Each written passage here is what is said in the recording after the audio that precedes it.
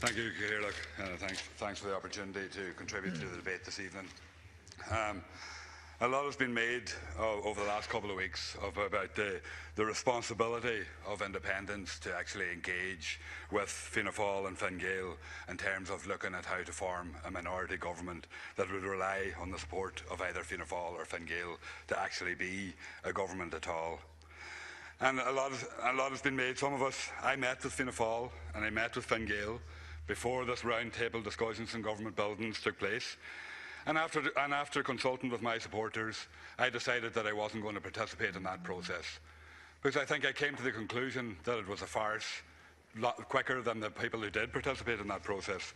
And from talking to the independents who have participated, that is the general consensus and view that everybody seems to have, is that it has been fruitless, because there has been no discussions between Fianna Fáil and Fine Gael in conjunction with that.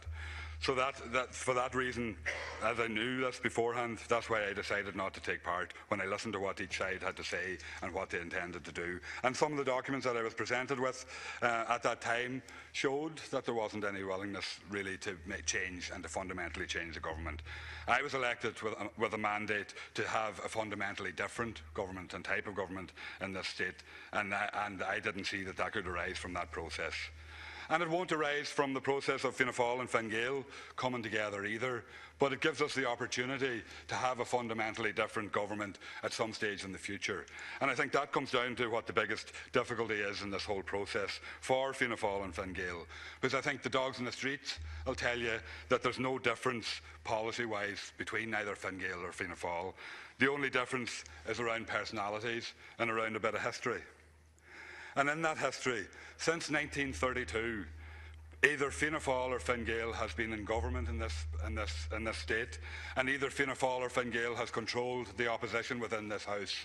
So between both parties, they have controlled this House and they have controlled the functioning of politics in this country since 1932, and they hope and they want and they're desperate to continue to exercise that control into the future. Deputy Martin spoke earlier on about the fundamental challenge of reforming politics. Well, I think the Irish people have taken on that challenge, but the Fianna Fáil haven't recognised it and Fine Gael haven't recognised it yet, because they voted both of them into a majority situation, and that is the fundamental change that can happen and should happen out of this whole process.